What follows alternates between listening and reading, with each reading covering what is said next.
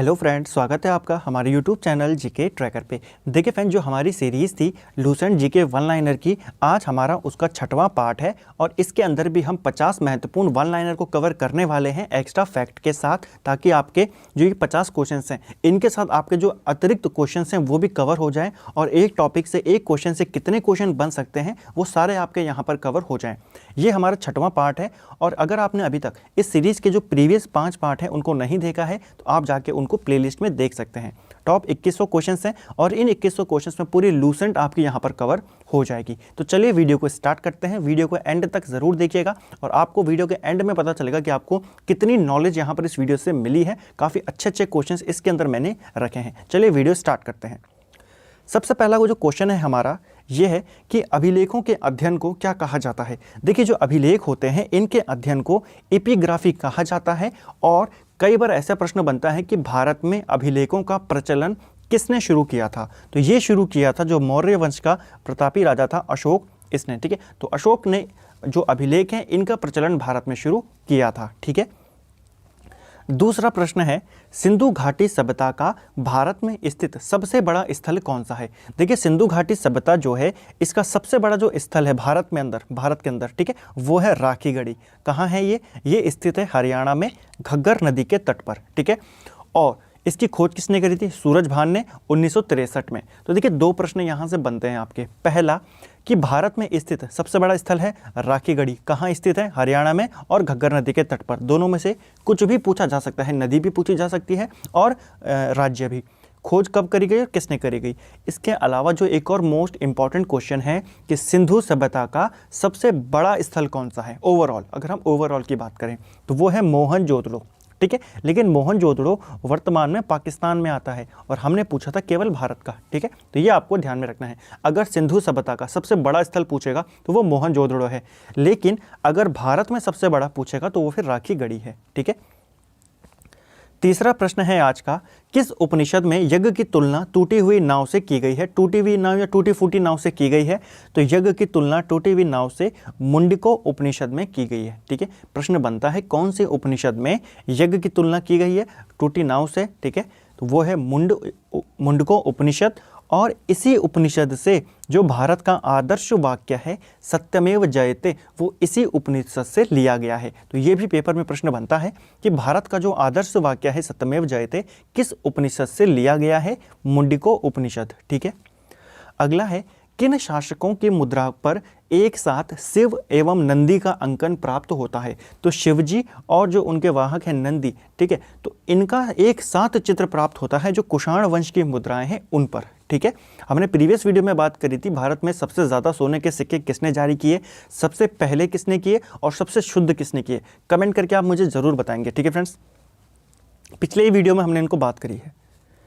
अगला है, अशोक के किस अभिलेख को रानी का अभिलेख कहा जाता है? देखिए, जो अशोक है, अशोक का जो कौशाम्बी अभिलेख है, इसी अभिलेख को रानी का अभिलेख कहा जाता है। पेपर में प्रश्न बनता है कि अशोक के कौन से अभिलेख को रानी का अभिलेख कहा जाता है या रानी का अभिलेख किससे संबंधित है? तो ये अशोक का है कौशाम्बी अभिलेख। ठीक है, विष्णु शर्मा ने पंचतंत्र की रचना किस काल में की थी?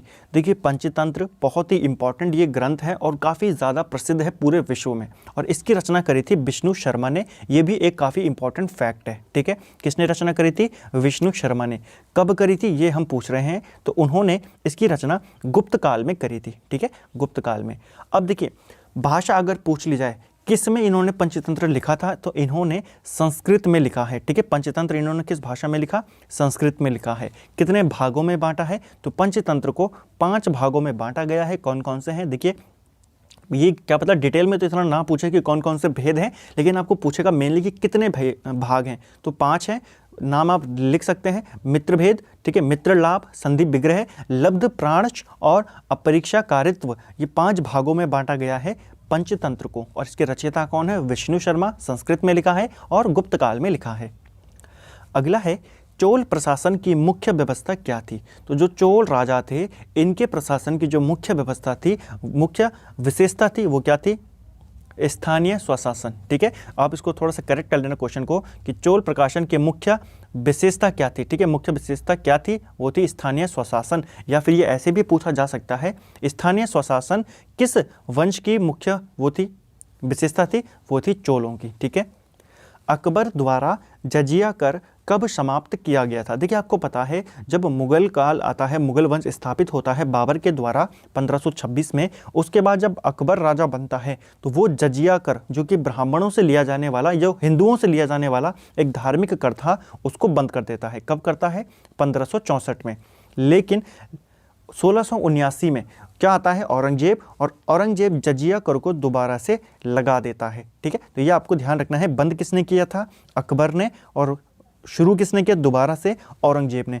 अकबर से पहले, अकबर ने तो बंद किया ना, तो शुरू भी तो किसी ने किया होगा। तो जो दिल्ली का सुल्तान था फिरोज शाह तुगलक, तो फिरोज शाह तुगलक ने जजिया कर, सुल्तान जो था, प्रथम सुल्तान था जिसने ये लगाया था। ठीक है, सबसे पहले जजिया कर किसने लगाया था? आप मुझे कमेंट करके जरूर बताएं। ठीक है, अगला है, पुर्तगाली वायसराय अलबुकर्क ने किस वर्ष बीजापुर के सुल्तान से गोवा छीना था? काफ़ी इंपॉर्टेंट प्रश्न है। देखिए अब थोड़ा सा पहले यहाँ पर प्रश्न को देख लेते हैं, उसके बाद जो एक्स्ट्रा बातें हैं पुर्तगालियों से संबंधित उनको यहाँ पर देखते हुए चलेंगे। देखिए अलबुकर्क ने बीजापुर का सुल्तान, उस समय कौन था? यूसुफ आदिल शाह, उसको हराया और 1510 में उसने क्या कर दिया था? इसको जीत लिया था। ठीक है, बीजापुर से गोवा छीन लिया था उसने। ठीक है, तो गोवा किसके अधिकार में चला गया? पुर्तगालियों के आधार पर। प्रश्न बनता है किस वर्ष पुर्तगालियों ने गोवा पर अधिकार कर लिया था? 1510 में। किससे छीना था? यूसुफ आदिल शाह से। अब देखिए पुर्तगालियों की बात करते हैं। पुर्तगालियों की बात करें तो भारत में आने वाले ये प्रथम यूरोपियन थे। कब आते हैं भारत में? तो ये भारत में आते हैं 1498 में। ठीक है, उस समय दिल्ली का सुल्तान कौन था? उस समय दिल्ली में सिकंदर लोदी राज कर रहा था, क्योंकि देखिए अभी सल्तनत काल चल रहा है। ठीक है, तो सिकंदर लोदी उस समय दिल्ली का सुल्तान था और वास्को डी गामा भारत आ गया। ये उतरा कहाँ पे था वास्को डी गामा? तो ये कालीकट के तट पर उतरा था। ठीक है, कालीकट, और इसकी मदद एक ने करी थी जो भारत का ही था। वो कौन था? एक गुजरात का व्यापारी बोल सकते हैं, या गुजरात का जो समुद्रों में काम करते हैं उसको बोल सकते हैं, अब्दुल मनीद। ठीक है, अब्दुल मनीद ने इसकी मदद करी। और इसका स्वागत किसने करा? ये दोनों अलग अलग प्रश्न हैं। ठीक है, तो इसका स्वागत वहाँ पर किसी जमात या जमाल नाम के व्यक्ति ने करा था। ठीक है, जो कालीकट तट पे ये पहुँचा था। अब उसके बाद अगर हम बात करें तो 1505 में पहली बार जो पुर्तगाली वॉयसराय था वो यहाँ पर आता है। तो प्रथम पुर्तगाली वॉयसराय कौन बना था? वो बना था फ्रांसिस्को डी अल्मीडा। तो पहला पुर्तगाली वॉयसराय था अल्मीडा। और इससे सिर्फ एक प्रश्न पूछा जाता है, काफ़ी इंपॉर्टेंट, कि भारत में नीले पानी की नीति किसने अपनाई थी, या फिर ब्लू वाटर पॉलिसी वो अल्मीडा ने अपनाई थी। ठीक है, 1505 में ही आता है। उसके बाद 1509 में आता है अलबुकर्क। ठीक है, और अलबुकर्क को पुर्तगाली सत्ता का वास्तविक संस्थापक माना जाता है। अगर संस्थापक पूछेगा तो फिर अल्मीडा है, लेकिन अगर वास्तविक पूछेगा तो वो अलबुकर्क है 1509 में। और 1510 में ये क्या कर लेता है? गोवा को जीत लेता है। ठीक है, अगला है, किस सिख गुरु की मृत्यु चेचक से हुई थी? देखिए चेचक से मरने वाले जो सिख गुरु थे उनका नाम था गुरु हरकिशन। ये 1661 से लेकर 1664 तक सिखों के 8वें गुरु रहे थे। और ये किसके पूर्ववर्ती थे? यानी कि इनसे पहले कौन थे? इनके पहले कौन थे सिखों के गुरु? तो वो थे गुरु हर राय, और इनके बाद बने थे गुरु तेग बहादुर। ठीक है, और गुरु तेग बहादुर के बाद कौन बनते हैं? अंतिम और 10वें गुरु, उनका नाम है गुरु गोविंद सिंह जी। ठीक है, तो गुरु गोविंद सिंह जी के पिता का नाम भी कई बार पूछ लिया जाता है, तो गुरु तेग बहादुर है। ठीक है, और अगर हम बात करें गुरु हरकिशन की, तो इनको दिल्ली ये गए थे औरंगजेब को जो गुरु पद है उसके बारे में बताने के लिए कि गुरु का पद होता क्या है। ठीक है, अगला है, भारत को तलवार के बल पर विजित किया गया है और तलवार के बल पर ही इसकी रक्षा की जाएगी, यह कथन किसका है? तो यह जो कथन है, यह जो स्टेटमेंट है, यह है लॉर्ड एल्गिन द्वितीय का। लॉर्ड एल्गिन द्वितीय 1894 से 99 तक भारत का वॉयसराय था। ठीक है, स्वदेशी आंदोलन का विचार सर्वप्रथम किस पत्र में प्रस्तुत किया गया था? देखिए स्वदेशी आंदोलन बंगाल विभाजन के विरोध में चलाया गया था, और सबसे पहले जो इसका विचार था वो संजीवनी करके एक पत्र था, उसमें यह प्रकाशित किया गया था। ठीक है, 1905 में ही। यह पत्र किसका था संजीवनी? तो यह था कृष्ण कुमार मित्र का। ठीक है, अगला है, इंडिया अनरेस्ट पुस्तक के लेखक कौन है? तो इंडियन अनरेस्ट जो पुस्तक है यह लिखी है वैलेंटाइन शिरोल ने। और वैलेंटाइन शिरोल हमारे लिए, हमको कम से कम काफ़ी इंपॉर्टेंट क्वेश्चन देते हैं। 2 क्वेश्चन हमको यहाँ पर ये देते हैं। ठीक है, पहला क्वेश्चन तो यही है कि वैलेंटाइन शिरोल ने किताब लिखी है जिसका नाम है इंडियन अनरेस्ट। दूसरा काफ़ी महत्वपूर्ण है, इन्होंने ही बाल गंगाधर तिलक को भारतीय असंतोष का जनक कहा था। कई बार प्रश्न बनता है कि भारतीय असंतोष का जनक किसे कहा जाता है? बाल गंगाधर तिलक को।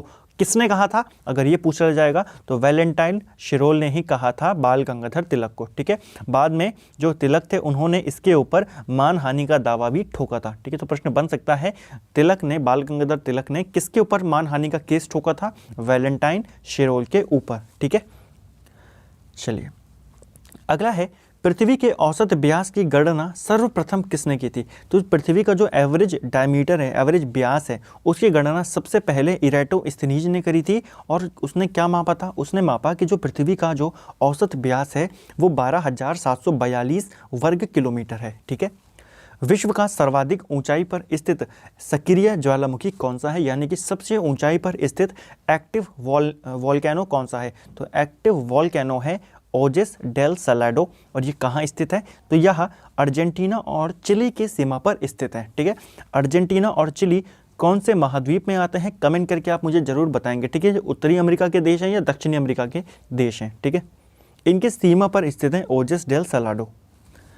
अगला है, विश्व का सर्वाधिक डाकघर वाला देश कौन सा है? तो सबसे ज़्यादा डाकघर भारत में ही है। ठीक है, अंटार्कटिका का इकलौता सक्रिय ज्वालामुखी कौन सा है? तो अंटार्कटिका का एकमात्र एक्टिव वोल्केनो जो है उसका नाम है माउंट एरबुश। ठीक है, जिस स्थान पर गर्म और ठंडी जलधारा मिलती हैं वहाँ कौन सी घास पाई जाती है? देखिए, जहाँ पर कोई ऐसी जगह होगी जहाँ पर क्या होता है, गर्म हवा और ठंडी जल हवा दोनों आपस में मिलती हैं, तो उस क्षेत्र में प्लैंकटन नाम की एक घास उगती है, वो वहाँ पर पाई जाती है। और ये जो प्लैंकटन नाम की घास है ये मछलियों का एक मुख्य आहार है। ठीक है, इसीलिए जहाँ जहाँ पर ये घास पाई जाती है वहाँ का जो मछली उद्योग है वो काफ़ी विकसित उसको माना जाता है। ठीक है, अगला है, किस हवा को डॉक्टर हवा भी कहा जाता है? तो डॉक्टर हवा के नाम से जानी जाती है हर्मटन हवा। और यह हवा सहारा रेगिस्तान से गिनी तट की ओर बहती है और गिनी तट पर इसको डॉक्टर हवा कहा जाता है। ठीक है, जब सहारा रेगिस्तान से निकलती है तो उसका नाम क्या है? हर्मटन हवा, लेकिन गिनी तट पर इसको कहा जाता है डॉक्टर हवा। एशिया का पेरिस किसे कहा जाता है? तो एशिया का पेरिस थाईलैंड को कहा जाता है। ठीक है, अगला है, इंडोनेशिया की राजधानी जकार्ता किस द्वीप पर स्थित है? देखिए, इंडोनेशिया की जो वर्तमान राजधानी है वो जकार्ता में है और यह जावा द्वीप पर स्थित है। हालांकि इंडोनेशिया अपनी राजधानी परिवर्तित करने का विचार कर रहा है और कहाँ वो अपनी राजधानी स्थापित करने की सोच रहा है? बोर्नियो द्वीप पर। ठीक है, तो बोर्नियो द्वीप पर वो अपनी राजधानी बनाने की सोच रहा है, लेकिन अभी कहाँ है? जकार्ता है और यह जावा द्वीप पर स्थित है। अगला है, अन्न भंडारण में नमी के कितने प्रतिशत में नीचे होने पर कीट लगने का भय होता है? देखिए, जहाँ पर अन्न भंडार किया जाता है उसके अंदर, उस कमरे के अंदर अगर नमी 10% से नीचे आ जाए तो फिर जो अन्न वहाँ पे है उसके अंदर जो कीटाणु होते हैं, जो कीट होते हैं, वो उस पर लगने का काफ़ी खतरा बढ़ जाता है। ठीक है, तो यानी कि नमी कम से कम 10% होनी चाहिए, इससे कम आ गई तो जो वहाँ पर अनाज होगा वो ख़राब हो जाएगा।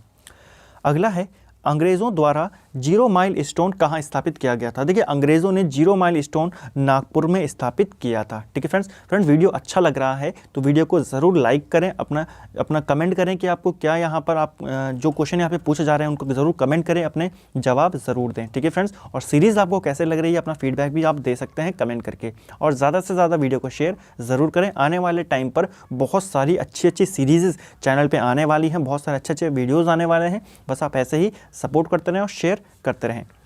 चलिए अगला क्वेश्चन देखते हैं। अगला है, भारत का प्रवेश द्वार किसे कहा जाता है? तो भारत का जो प्रवेश द्वार कहा जाता है यह मुंबई को कहा जाता है। ठीक है, सर्वाधिक जनजातीय जनसंख्या वाला राज्य कौन सा है? तो सबसे ज़्यादा जो जनजातीय जनसंख्या है, यानी कि सबसे ज़्यादा एसटी जो है, शेड्यूल ट्राइब्स, ये कहाँ रहती हैं? तो यह मध्य प्रदेश में रहते हैं। और अगर पूछेगा प्रतिशत के आधार पर सबसे ज़्यादा कहाँ रहते हैं, तो वो मिजोरम में रहते हैं। अगर जनसंख्या के आधार पर पूछेगा तो एमपी, नहीं तो मिजोरम।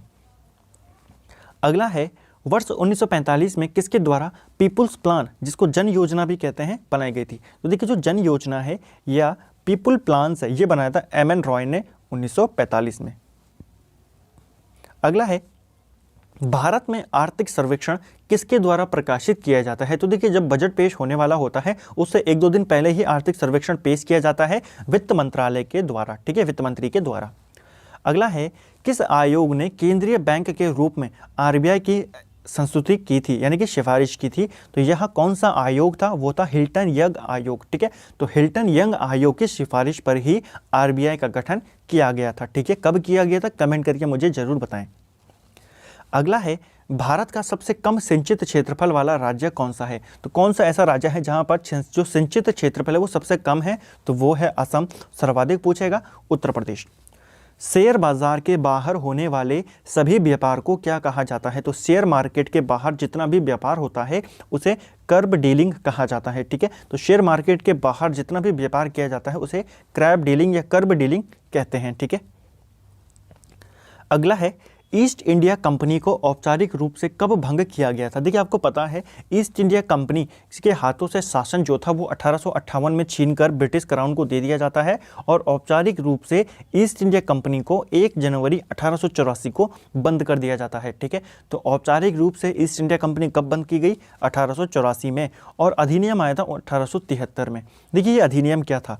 1873 में एक अधिनियम आता है और उस अधिनियम में यह प्रावधान किया गया था कि जो कंपनी है इसको कभी भी बंद किया जा सकता है। ठीक है, तो यह प्रावधान किसके तहत किया गया? 1873 में किया गया था और फाइनली 11 साल के बाद इस कंपनी को परमानेंटली बंद कर दिया गया। ठीक है, भारतीय संविधान के प्रस्तावना में कितने प्रकार की न्यायिक स्वतंत्रता का उल्लेख है? तो कितने प्रकार की हैं?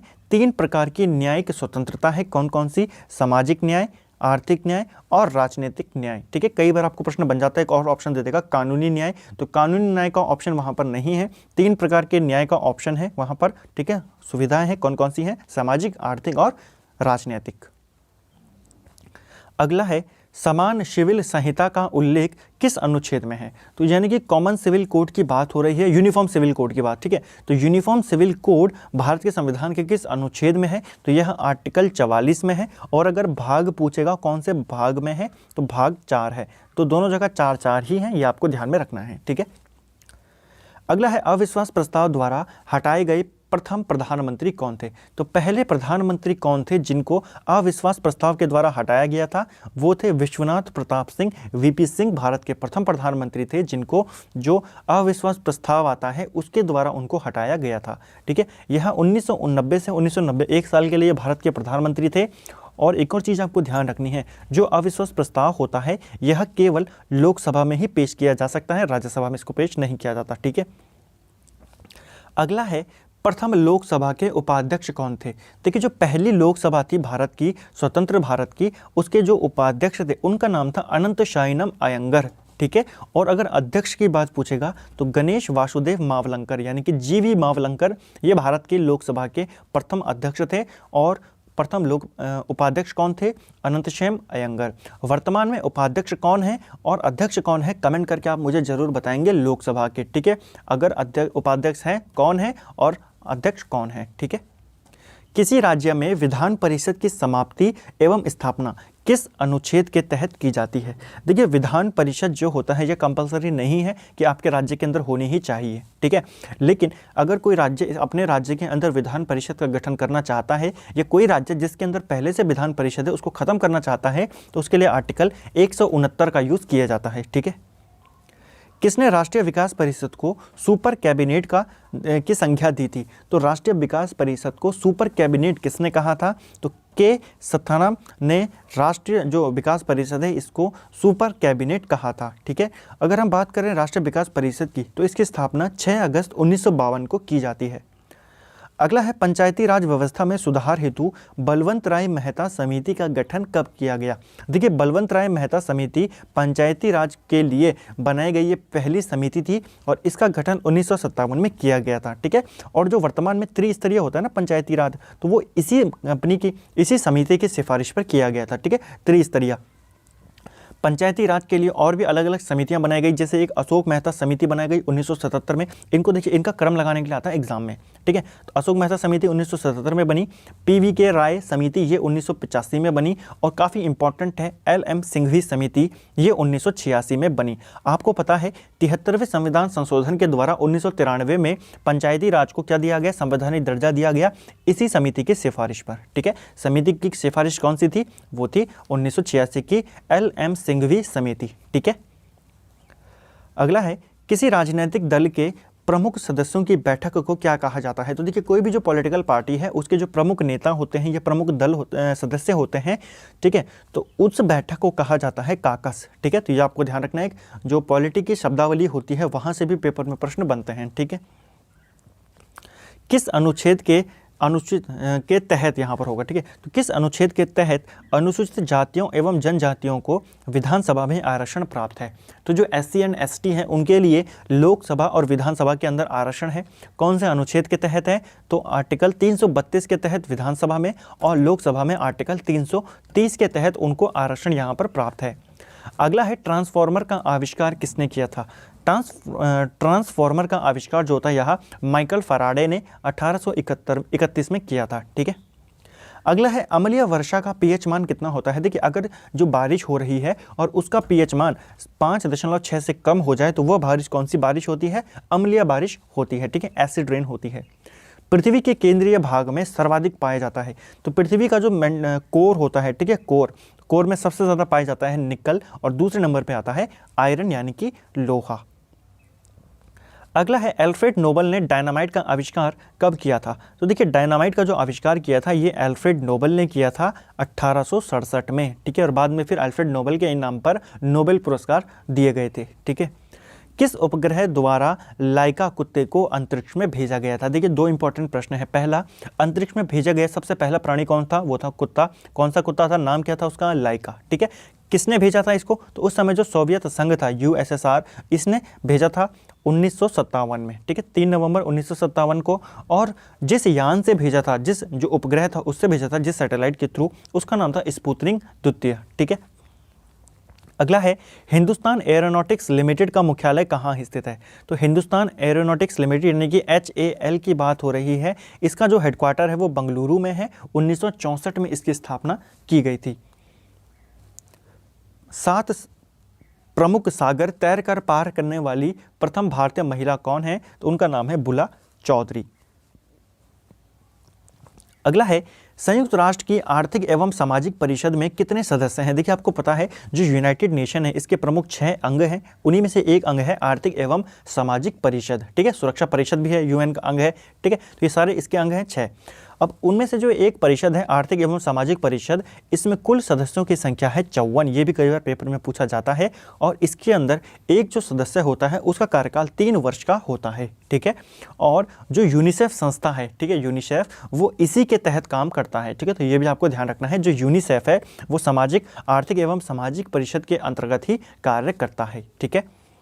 बांग्लादेश की संसद का नाम क्या है? देखिए, बांग्लादेश की जो संसद है उसे जातीय संसद कहा जाता है और नेपाल की जो संसद है उसको राष्ट्रीय पंचायत कहा जाता है। दोनों के दोनों को आपको याद रखना है, दोनों लगभग मिलते जुलते हैं, ठीक है। कई बार बांग्लादेश का आ जाता है राष्ट्रीय पंचायत, लेकिन आपको ध्यान रखना है नेपाल का राष्ट्रीय पंचायत है और बांग्लादेश का जातीय संसद है।